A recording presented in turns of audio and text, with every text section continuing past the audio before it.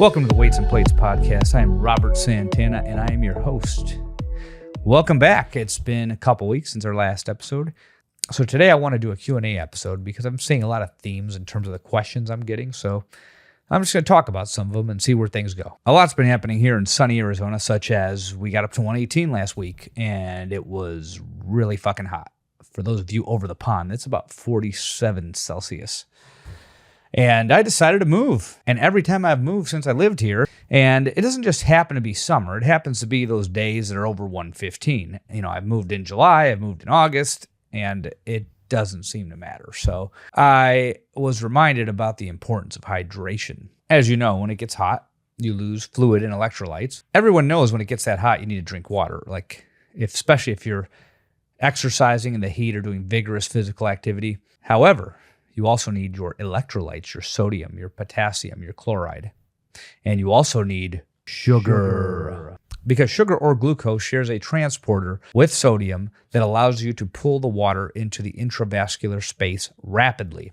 That is why these sport drinks like Gatorade happen to have sugar, some sort of simple sugar, either it's maltodextrin or some variation of dextrose, sodium, and potassium. Typically, the sodium's in the form of sodium chloride, so you're getting both of those because they typically add salt to these drinks. But that's why they do that. You know, in the weight room, we're not sweating a ton, but we could get dehydrated outside of the weight room, especially if you are in a warm climate like Arizona, or especially in a humid climate where you're not evaporative cooling as well. So make sure if you are listening and you are in a very hot weathered area that you're not just thinking about water, you're also thinking about sodium, potassium, chloride, and sugar. If you're not consuming sport drinks, you can certainly get this from food. Bananas will give you potassium, beans, nuts, seeds, dairy products. Bananas will give you potassium.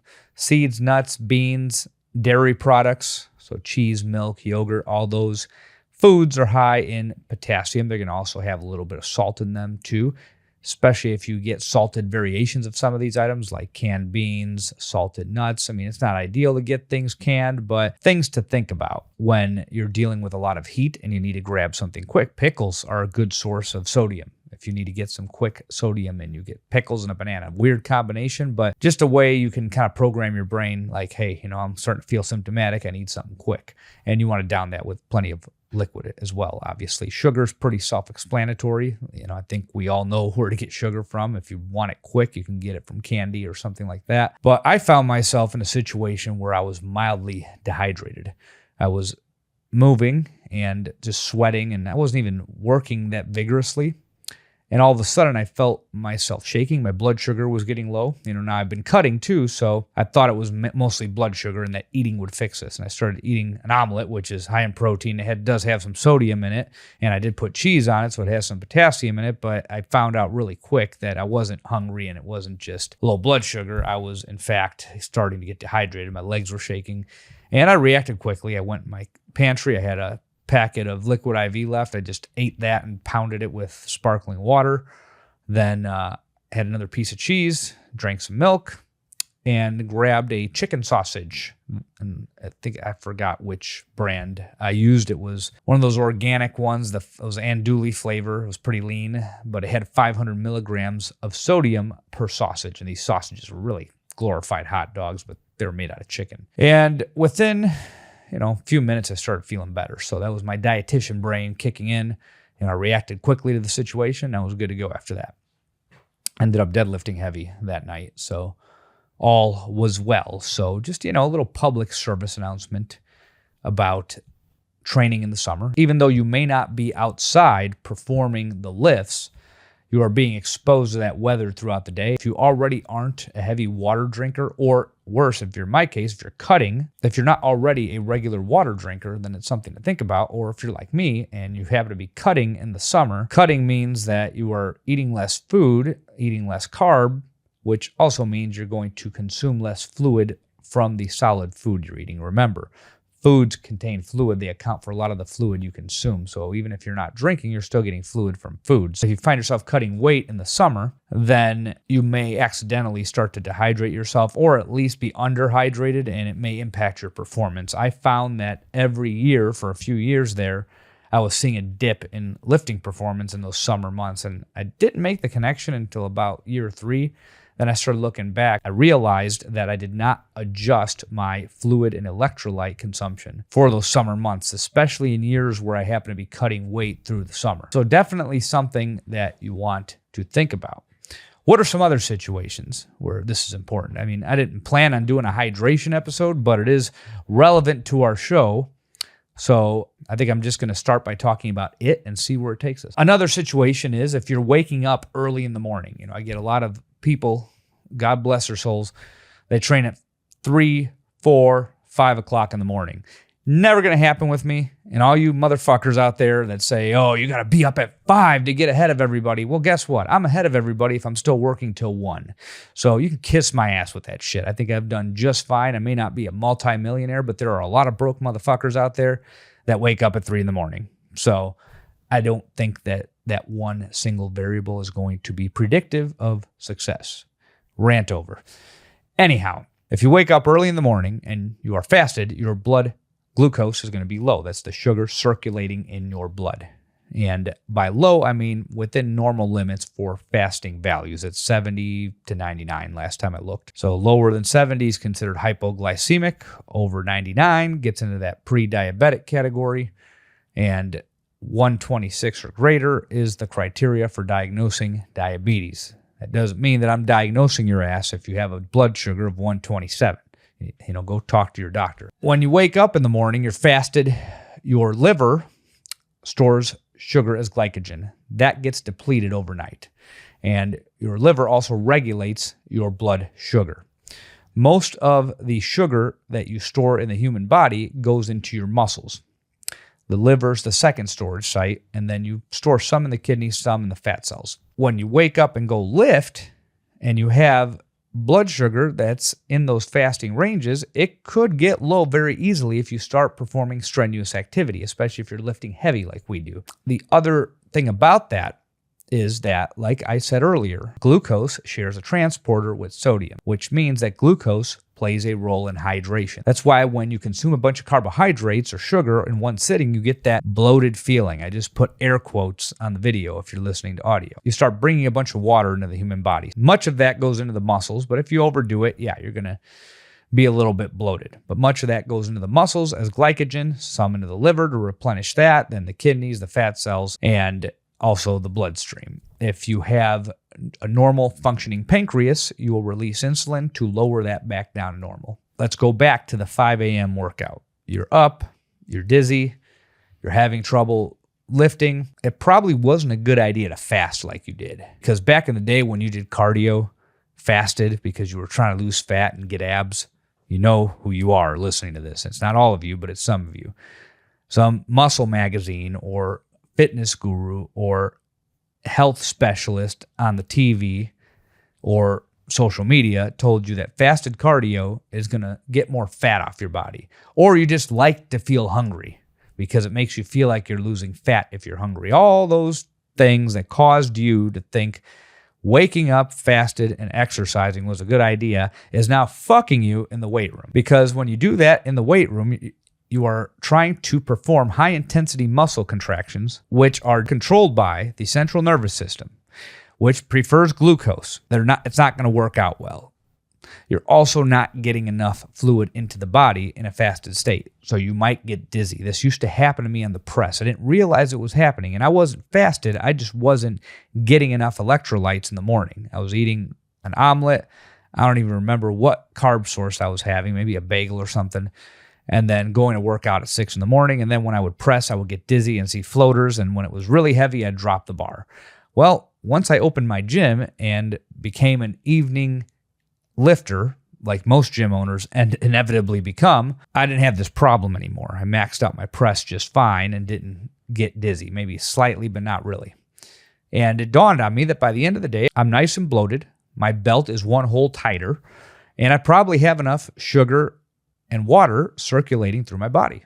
So I didn't have that problem. So for morning lifters who are waking up and going straight to the weight room without consuming anything and then wondering why your lifts are shit and you're getting dizzy, you're probably not getting enough fluid, electrolytes, and sugar before that workout, which depend on all of these. Remember, muscle, for those of you who don't know, the nervous system prefers glucose. Yes, you can, function off ketones, but functioning and performing a high-intensity muscle contraction are two entirely different situations. So I'm not here to go into a rant about keto. You can throw that in the comments or send me a message, but I'm not going into that in this episode. I may do it in another episode, but right now I'm just talking about basic human function and the importance of hydration. So the central nervous system and the nerves like glucose. So if you are lifting heavy weights with low blood glucose, or let's say normal fasting values, you could get low pretty easy, and that's going to interfere with your ability to work out. So many of these exercise physiology researchers will say, well, lifting weights is not glycogen depleting, so you don't need sugar to lift weights. They're correct. You're not going to deplete your muscle glycogen in a weightlifting workout. Typically you're going to need to run a high number of miles for that to happen, and that will typically happen at the end of the race when you are sprinting after having run several miles. You can deplete all of your muscle glycogen like that, and that could take hours. A weightlifting workout won't do that. But here's the thing about muscle glycogen. The muscles are very selfish, so all the glucose that you store in your muscles as glycogen gets used for energy when the muscles contract. It doesn't get released into the bloodstream. It's solely used to feed the muscle. They're selfish motherfuckers. So if your liver is completely depleted in the morning, which is easy to do because you only store about 75 grams of glucose in the liver versus about 400 grams in the muscles. So 8-hour fast, 10-hour fast, 12-hour fast, whenever your last meal was the day before, can get you there. Your liver can be quite depleted when you wake up, which results in a blood sugar that's typically 70 to 99. Now, you start lifting heavy, you can potentially bring that down even more. Here's the other thing. You're losing liquid while you sleep, so you're not as well hydrated when you wake up. Your blood pressure's low when you wake up. It starts to climb throughout the morning, but guess what? Blood pressure is also sensitive to hydration. If you're not getting enough fluid and electrolytes, you could also get hypotensive. So some of these symptoms are the same. When your blood sugar gets low or your blood pressure gets low, you could get dizzy, and it can interfere with your ability to lift, in addition to the nervous system not functioning at its full capacity. So consider this when you are planning your morning workouts and you think that you're not going to eat anything and go lift. So the next thing that I typically hear from people is, well, I'm just not hungry when I wake up. Well, are you binging before bed? That is the most common reason that I have found that people wake up full, is because they are binging before bed. They're eating massive meals and then going to sleep. So let's try to shift that around. I know that there are a lot of people out there that are refuting the whole breakfast is the most important meal thing. And it may or may not be. How do you even measure that? I'm not going to make that claim.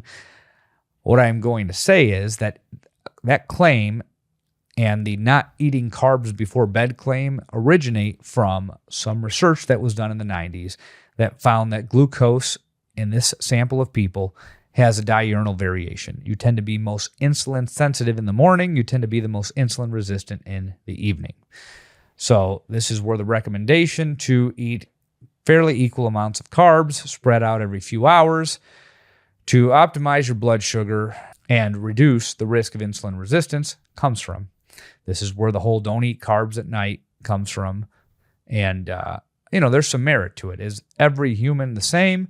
Not exactly, but I'm sure that if you put this on a bell curve, most people in the middle would have a variation like this, and you'd have very few people on the left end or the right end.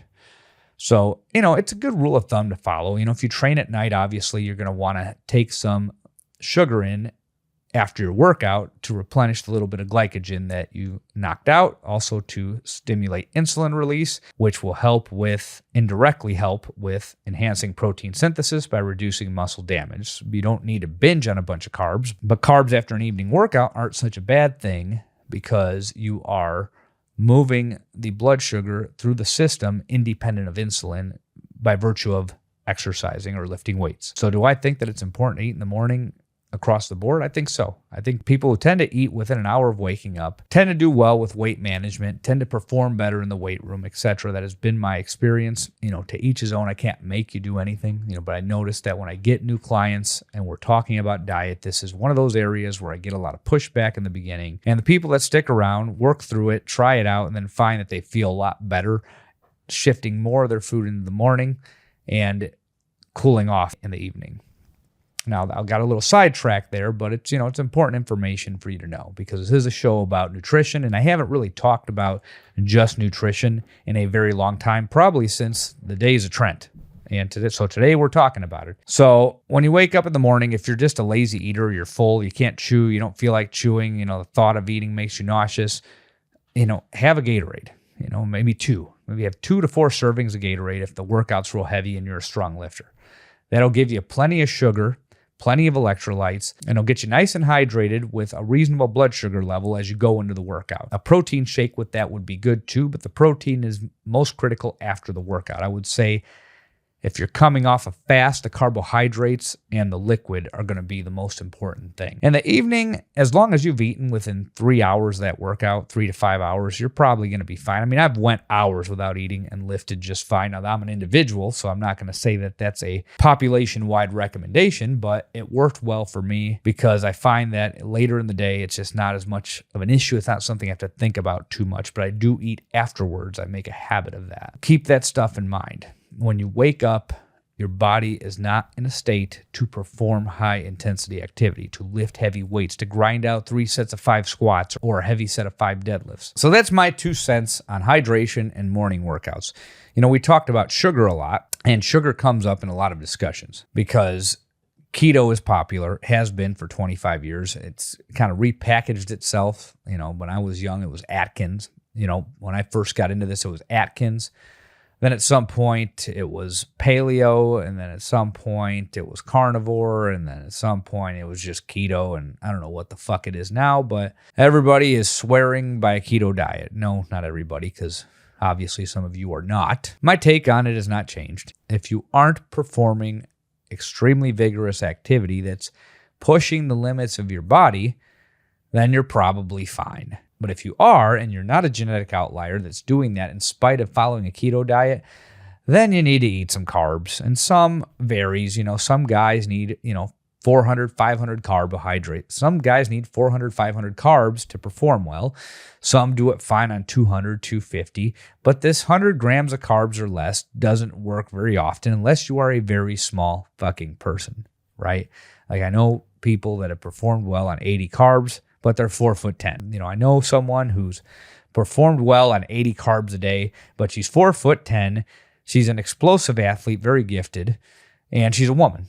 So if you're a 250-pound guy who's 5'10" to 6'2", or worse, 6'5", that's not going to be enough. You're not going to perform on that. So keep the context in mind. If you are performing 5 reps or less, that is a high enough intensity to where you're not likely to be able to perform at a high level on very low carbohydrates. Very low fat, same thing. You're going to get sore. It has different effects. Low carb, you typically can't train. Your performance goes down. Low fat, things tend to hurt when it's that heavy. Or you tend to miss reps. Same thing happens. So, your diet needs to be reasonably balanced. And by that, a mixed diet that's moderate in carbs, moderate in fat, and high in protein.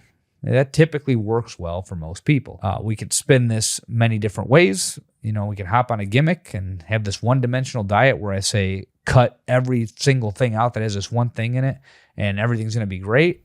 Or we can do the hard thing and try to maintain balance. So when you maintain balance, you find that you're eating more food in terms of overall volume than when you try to follow something that's one-dimensional. What about blood sugar? Because I've just recently learned in the last few years, physicians, nurse practitioners, health coaches are now having healthy people wear continuous glucose monitors. And it has been my observation that many of these healthy people have no idea how to interpret what it is they're reading.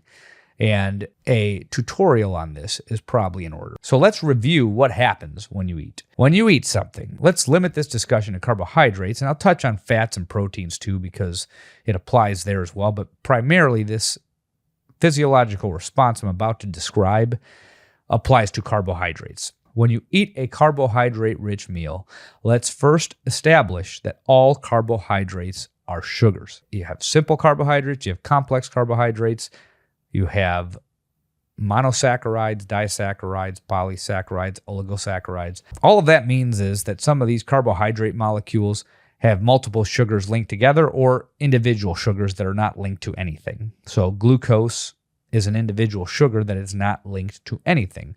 Lactose has one glucose molecule and one galactose molecule. Sucrose, which is table sugar, has glucose and fructose, which is fruit sugar. So at the end of the day, every carbohydrate is some form. So the takeaway point is that all carbohydrates are sugar. When we say complex carbohydrates, we're really talking about polysaccharides. And the way you want to think about this is you have lots of sugar molecules linked together. So think about a leaf versus a bush, right? A leaf would be your fructose, a bush would be a polysaccharide, but all of them are sugars. Now, some of these simple sugars get digested differently. So glucose is what circulates in your blood, but when you eat something that's pure fructose, that gets digested at the level of the liver. So that's not going to affect your blood glucose because it's not glucose, right? Fruits also have some glucose in them, but they're primarily fructose. So just, we're not going to go into a big biochemistry lesson here, but the takeaway point here is anytime you eat something that has carbohydrates in it, those carbohydrates are either single sugars or lots of sugars that need to be broken apart. So when you eat carbohydrates, you start digesting the glucose. Your body releases insulin so that it gets sent through the human body to go to the appropriate places, and the net result is that blood glucose gets lowered. So it increases because you just ate, and then it gets lowered because it goes everywhere it needs to go, and whatever's left in the bloodstream circulates until you have enough time without food to which it goes back down. Now, the key thing to note here is it being higher than fasted is not abnormal. Let me repeat that. If your blood glucose is above 99 during the day after you have eaten, that is not abnormal. That is not unhealthy. Now, if it is above 140 2 hours after eating, that's cause for concern. That's something worth bringing up to a doctor. But if it's 125 and you ate 2 hours ago, you're fine. If you're checking it right after a meal and it's higher than that, I would give it more time. The way that they have established these ranges is they've looked at populations of people, looked at the means and the medians, and have come up with ranges of what's normal and what's not normal. And you could dispute that, but that's a whole separate argument. But you have normal fasting values that assume you haven't eaten in 12 hours, and that's 70 to 99. That's assuming you have not eaten in 12 hours. And then you have what's called postprandial non-fasting values. And those values are based on consuming a meal and waiting 2 hours. So if you consume a meal and check it right away, you're going to see exactly what we'd expect to see, high glucose levels. We saw something similar with fat when we were watching this documentary called The Game Changers. If you want a good laugh, you can watch it. It's a total propaganda film demonizing meat. But I did a whole takedown of it with Mark Ripito and Steph Bradford back in 2020. And you can find that episode of Starting Strength Radio if you are interested in listening to us rant about this. But they had people eat a meal that was rich in meat, which is also going to be typically higher than fat than something that's, super lean. And they tested their triglycerides after they ate, and lo and behold, the blood was cloudy. Why? Because they just ate, so they have a lot of circulating triglycerides. When you test triglycerides for your lab values, you are instructed to fast so that it can circulate through the system and you could get effective cholesterol transport. Same thing with HDL. You want to do that fasted. So when you get blood work done, always make sure you fast 12 hours unless you are intentionally getting something checked in the afternoon to see what it is in the afternoon, something that varies like testosterone or insulin or glucose. But If you're just doing routine blood work, make sure you fast for 12 hours. Also, make sure you don't lift for 48 to 72 hours because lifting can alter several labs such as creatinine and BUN and kidney function, right? Notify your doctor if you're taking creatine because creatine can also affect your lab values. But back to sugar. So you are wearing a continuous glucose monitor and you eat some yogurt and some fruit, some oatmeal, something like that, and then your blood sugar spikes. It spikes. This is what I hear all the time, that it spikes. And then you see that it's 125 and it's been 2 hours. No, that's not a spike. That's a normal response to eating, okay? Insulin's doing its job, and if you continue to wait more hours, it's going to get even lower, right?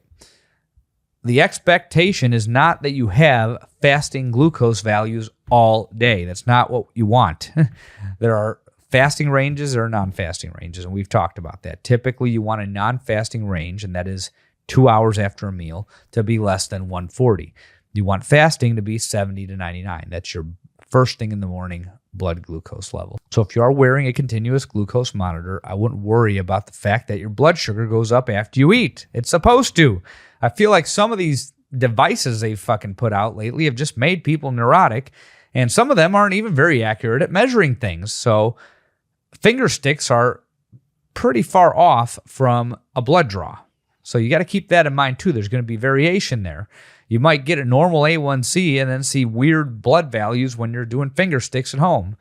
So, some are better than others.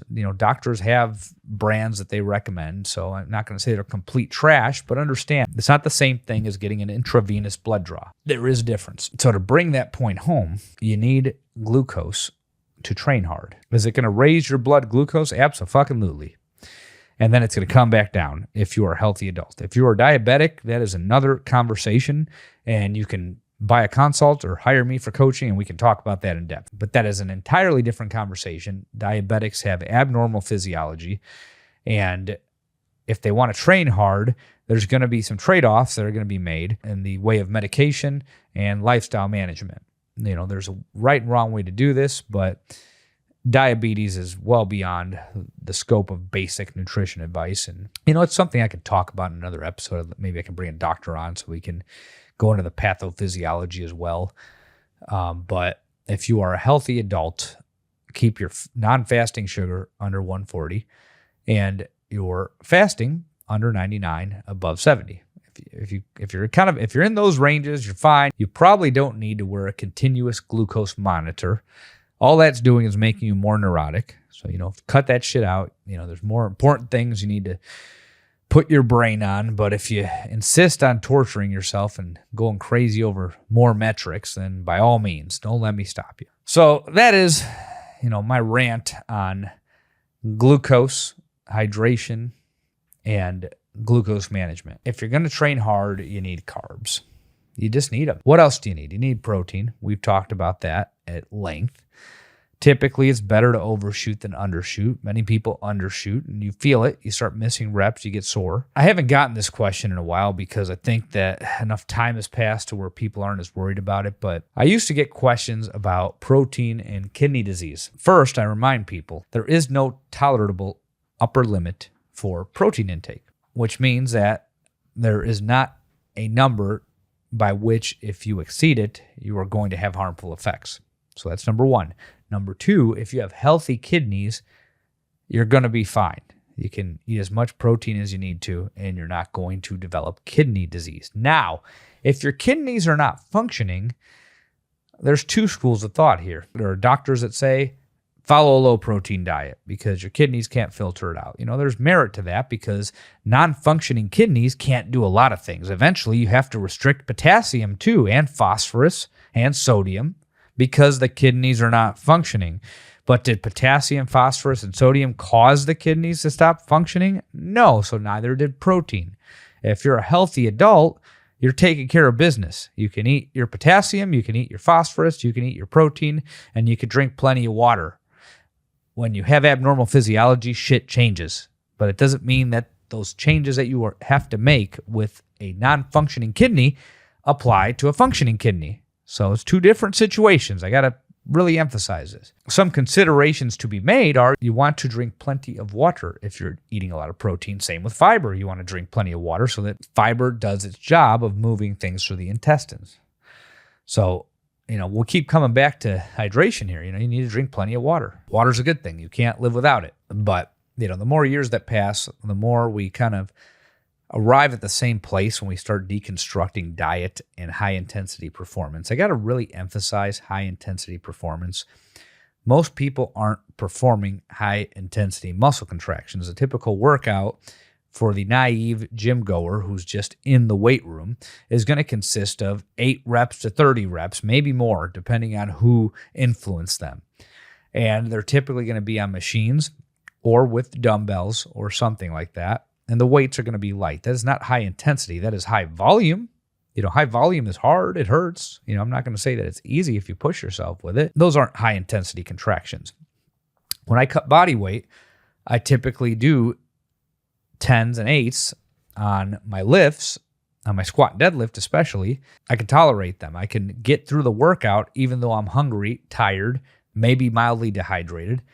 And I can get through the workout. And I've even set PRs in those higher rep ranges. Do I recommend that for the average person? Probably not, because most people can't reproduce 8 to 10 reps in a row on a complex lift like a squat or a deadlift. That could work on something like a pull down, a bicep curl. 15s can work well on a preacher curl or a cable curl. The more isolated the movement, the more reps you want to do.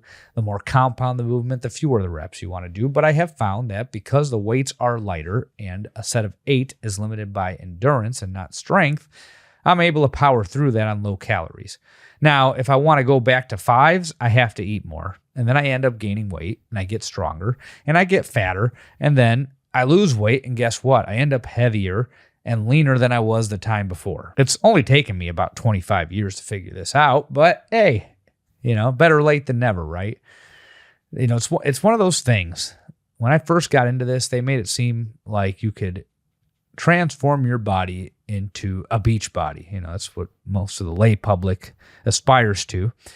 But even like they would show fitness models and bodybuilders, and they make it seem like you can accomplish this in 3 months, 12 weeks to, add 2 inches to your arms, or whatever the fuck they were advertising. And, for one, they didn't emphasize load very much. They emphasized every variable except load, because load's scary and load gets people hurt. If you don't know what you're doing and you're lifting weights unsupervised like most people are and doing the fuckery that we see in these commercial gyms, you're probably going to see some injuries there.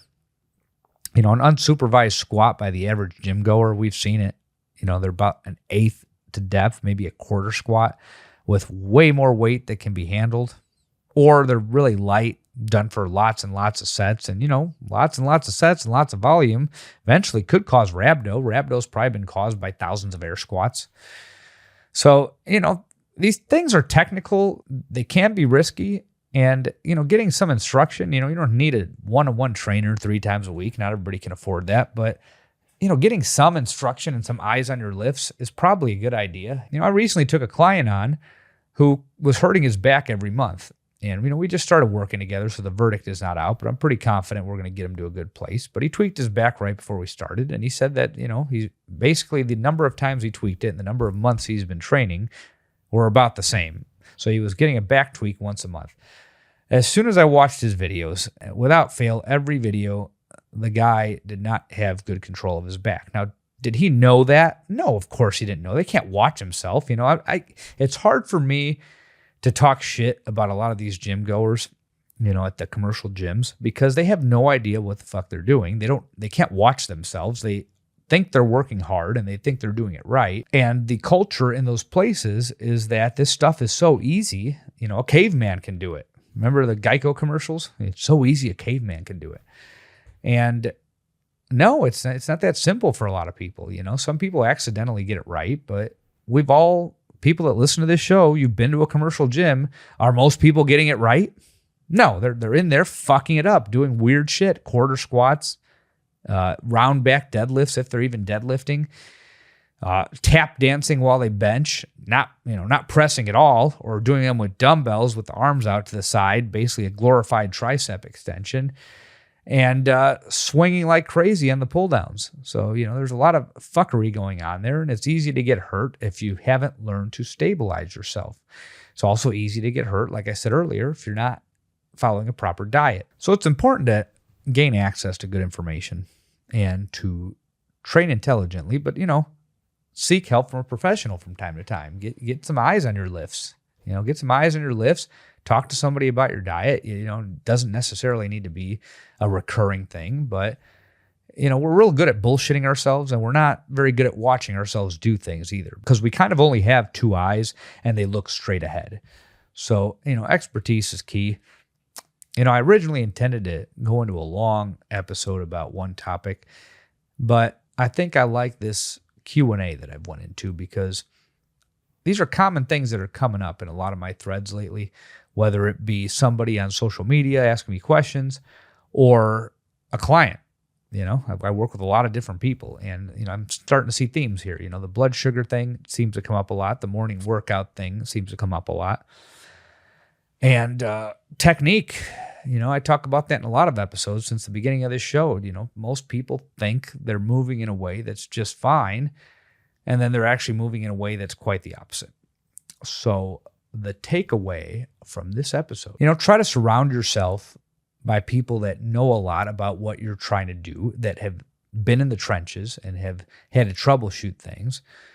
And, don't make the assumption that you are pushing yourself in the right direction, because it's very easy to not be working smarter, be working dumber, not smarter, but still working hard, right? The whole work smarter, not harder. You can work hard, but be working dumb, right?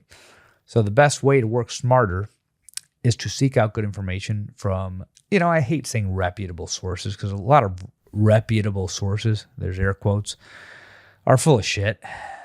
Credentials aren't enough. You really want somebody who at some point sucked at this, or has coached a lot of people that suck at this and have gotten them to a good place.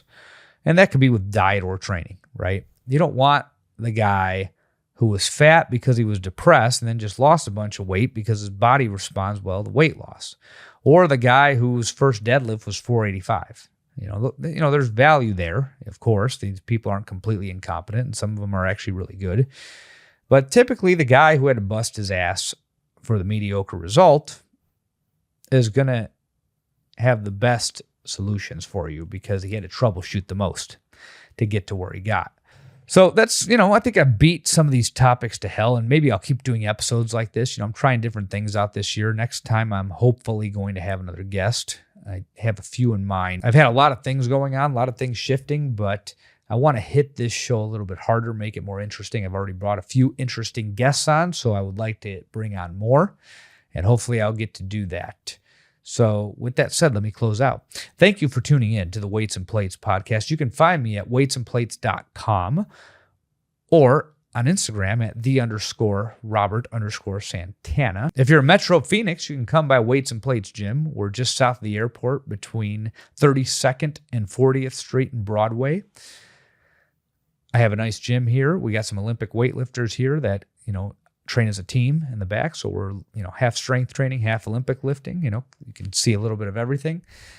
And the gym also has an Instagram page. It's lightly active. We're basically sharing each other's things. It's weights _and_plates. And you can find us on YouTube if you want to watch the video version at youtube.com/@weights_and_plates. And if you liked this episode and were watching or plan to watch, please smash that subscribe button and support the YouTube channel. We just started really building it last year. It's been up for almost 3 years now, but we really started pushing it last year. So tune in. If you like it, again, smash it. Smash that subscribe button. So that about wraps it up, and I will see you next time.